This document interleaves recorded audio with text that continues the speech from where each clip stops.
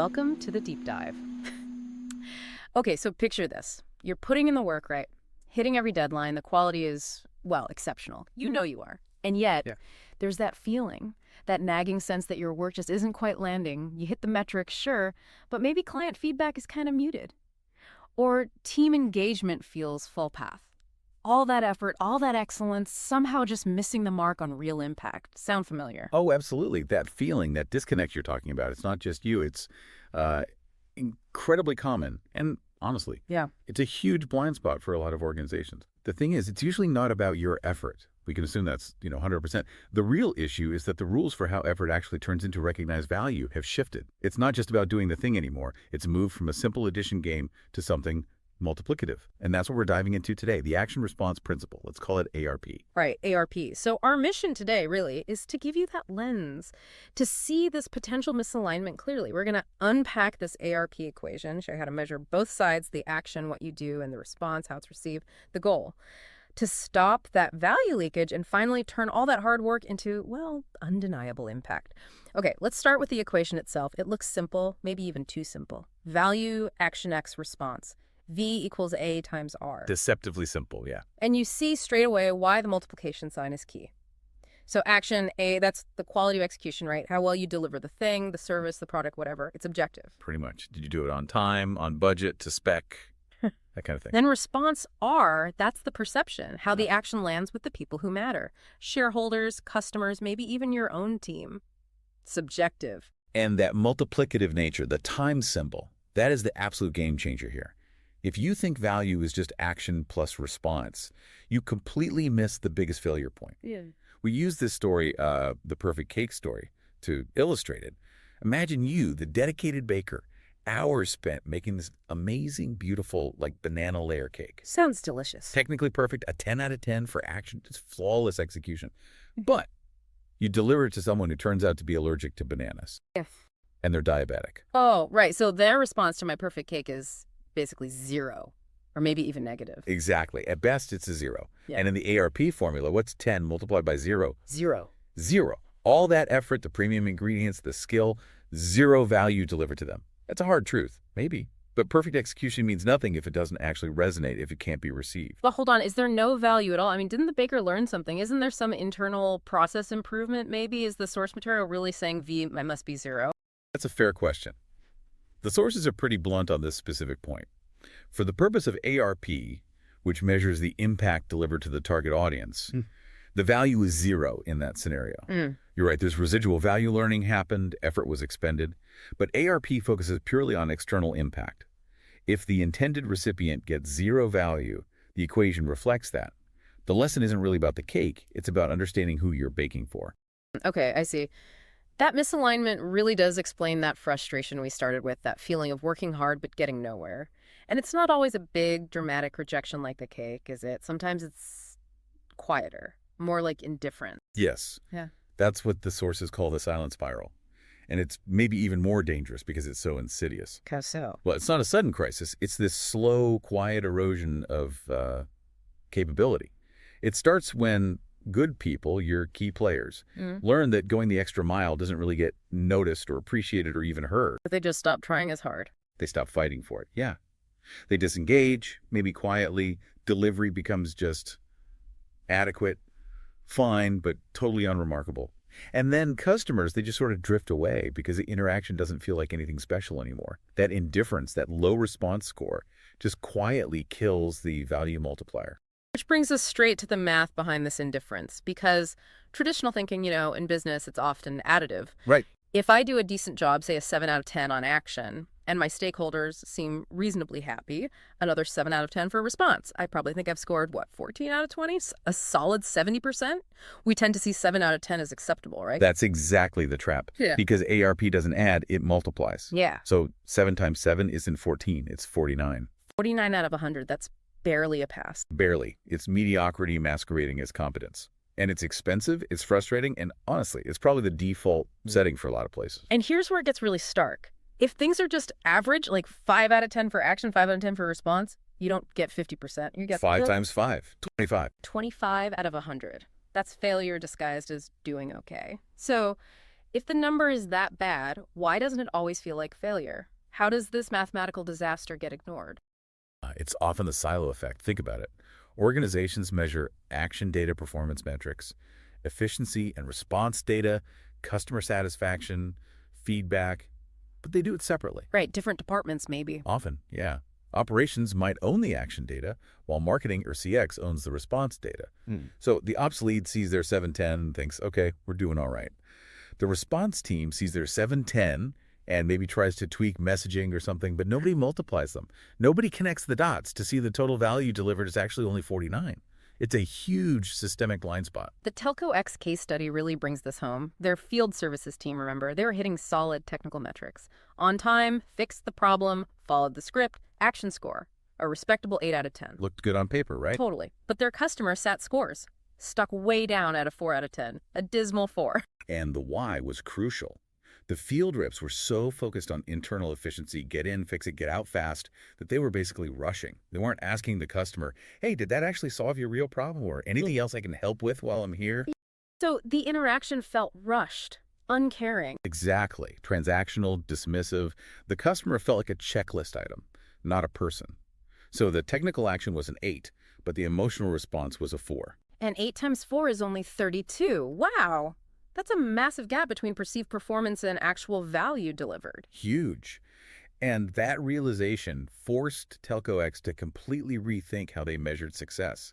They had to stop looking at those two dimensions in isolation because one was actively undermining the other. They were measuring task completion, not service resonance. Okay, so if the math proves we fail when we measure these things separately, we absolutely have to change how we measure, which leads to the big challenge. How on earth do you measure something objective like action alongside something so subjective, so fuzzy like response? Yeah, that's the tricky part. They really do need fundamentally different data sets, different approaches, which is why it's hard. Think about action data. It lives in the world of facts, right? It's usually objective, quantitative, looks backward, and it's internal. Things like OTIF. On time, in full delivery. Exactly. Or system uptime percentages, defect rates, compliance checks. It answers the basic question, did we technically do the thing we said we'd do? Response data, on the other hand, lives in the world of experience. It's subjective by nature, often qualitative, definitely emotional, and usually external, coming from the customer, the market, the employee. So CS scores, net promoter score, that sort of thing. Yep. NPS, CSAT, sentiment analysis from reviews or surveys, even just open-ended feedback about feelings, trust, comfort, feeling valued. It answers, how was the thing we did received? But how does a company start measuring something like psychological safety or feeling valued? Those are core response metrics, especially for employees, but they feel so much less concrete than, say, server uptime. You have to embrace that response data is often a leading indicator, not just lagging. You gather it intentionally through well-designed surveys, yes, but also qualitative interviews, focus groups, things designed to get at the emotion and perception, not just a tick box score. A lot of companies stumble here because they try to force this emotional nuanced data into a purely quantitative box. You need methods that capture the why behind the feeling. And really, the goal isn't just collecting data points. It's about achieving what the sources call organizational attunement. That's the systematic ability to manage expectations, to align what you do with how it's received. And there's a critical threshold to stay value positive, to beat that brutal math. Organizations really need to aim for at least a 7 out of 10 in both action and response. So 7 times 7 gets you 49. You need to be above that mediocrity line. Precisely. Below that 7 by 7 threshold, the value erosion accelerates because the gap gets multiplied. It's exponentially damaging. You know, I often see what we could call the product fixation trap. A company gets negative feedback, a low response score, and they immediately assume the product is broken. Right, jump to fixing the features. Yeah. But, like Telco X showed, often the core action, the product itself, might be fine. The real misalignment is in the total experience, the communication around it, the support, the empathy, the process, how people interact with it. They try to fix the A when the R is screaming for attention. That's such a common and expensive mistake. And this ARP principle, this A times R thing, it's not just for customer service. The sources make it clear it operates across the whole business at 3 interconnected levels. Okay, 3 levels. Yeah, and leaders often miss this because they might be focused on just one. Level 1 is the big picture. Yeah. The enterprise level. This is about overall company value. Here, think financial results, profits, growth, the hard numbers. That's your action. Multiply that by market reputation, investor confidence, public perception, brand integrity, future outlook. That's your response. Action times response equals shareholder value. That really reframes the stock market, doesn't it? It becomes Yeah. this massive real-time ARP calculator. I mean, you mentioned Enron earlier. A classic, if tragic, example. Yeah. For a while, their action score, reported profits, aggressive growth looked amazing, off the charts even. Right. But their response score, trust, integrity, sustainability, completely collapsed when the underlying reality came out. It went to near zero. And action times zero equals zero shareholder value. Poof. And the flip side, you mentioned early Tesla. Early on, Tesla had huge production struggles, missed targets, financial losses. Their action score, in terms of immediate delivery and profit, was pretty low, but their response score, through the roof. Visionary leader, compelling mission, intense customer loyalty, belief in the future. Yeah. That incredibly high response score multiplied even a low action score into a market valuation that just baffled traditional analysts. It proved response can carry you, at least for a while. The market is pricing the whole equation, not just the profit and loss sheet. Okay, level 1 is enterprise value. What's level 2? Level 2 is the market level. This is about your competitive standing. Here, it's delivery capability, your product quality, your service efficiency. That's action, multiplied by customer experience, ease of use, support quality, emotional connection. That's response. Action times response equals your competitive position. And think about it. Competitors often win, not because their product is technically miles better, a higher action score, but because they have a higher response score. Meaning they're easier to deal with, more pleasant. Exactly. Maybe their onboarding is simpler, their support is friendlier, the whole experience just feels less stressful, more comfortable. That higher R can easily beat a slightly better A. People pay for less hassle. Makes sense. Okay, enterprise market. What's the third level? Level 3, the cultural level. And this one is arguably the most critical internally and maybe the most overlooked. Inside the organization itself. Yes. Here, it's people practices, things like salaries, benefits, policies, training programs. That's the action your HR or leadership takes. Multiply that by staff engagement. Do people feel valued, psychologically safe? Do they trust leadership? Do they connect with the purpose? That's the response. Action times response equals your overall organizational capability, your ability to actually do things well. So you could have amazing benefits on paper, top-tier salaries, a 10/10 action score for people practices. Right, best-in-class policies. But if people feel disrespected, unheard, or unsafe, their response score might be, say, a 4 out of 10. Precisely. And 10 times 4 is only 40. You've technically done all the right things, according to the HR playbook, but the impact, the actual capability you're getting from your most expensive asset, your people, is only 40% of its potential. It really is. The sources emphasize. Focusing only on the action side, the salary, the policy manual, while ignoring the response side, how people actually feel working there, is why so many efforts to attract and retain talent fall flat.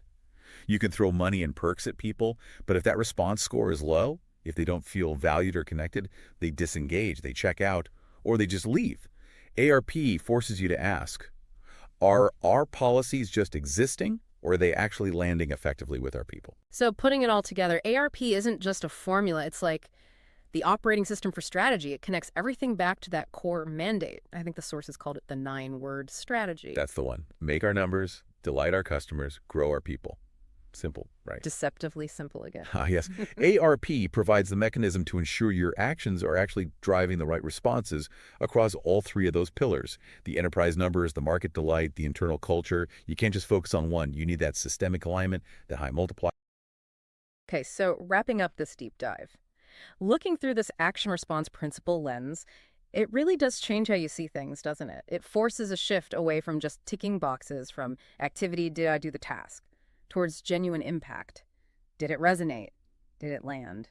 It moves the goalposts from just delivery to achieving resonance. So the challenge for you listening is to look at your own systems, your own work, your own teams. Are you primarily measuring what you did? Or are you actively measuring and, maybe more importantly, leveraging how it was received? In building on that, connecting it to where everything seems to be heading, this ARP lens becomes absolutely critical, maybe even existential, when you factor in accelerating technology. The final, really provocative thought from the source material is about AI in an ARP world. Just think about this for a second. If your current systems, your performance metrics, your data feeds right now, if they only capture action data speed, efficiency, completion rates, volume transactions. Which, let's be honest, many of them do. Many of them do. If that's what you're feeding your AI, what you're training it on, you are essentially teaching your AI to optimize for the wrong things. Oh, wow. Your AI will inherit your current blind spots. It will take that organizational mediocrity, that 5x5, 25 failure state we talked about, and it will scale it at machine speed. Right. Because if the AI is only trained on activity metrics, not on value metrics, which include response, it'll become incredibly efficient at executing tasks that ultimately fail to deliver real impact, that lead to indifference or even damage. So the critical choice facing businesses today is, are you going to train your AI to recognize and optimize for true value, that balance action times response equation, or are you just training it to execute tasks faster, potentially scaling your current failures? This raises an important question. Are you scaling activity or scaling value? That AI point is definitely the perfect place to pause. Training our future systems on 5x5 metrics, we literally be automating mediocrity. We absolutely have to tackle this disconnect, this mathematical and cultural gap now before we bake it into the future. Thank you for watching the Action Response Principle podcast. All 3 books are now available on Amazon. Please visit us at actionresponseprinciple.com.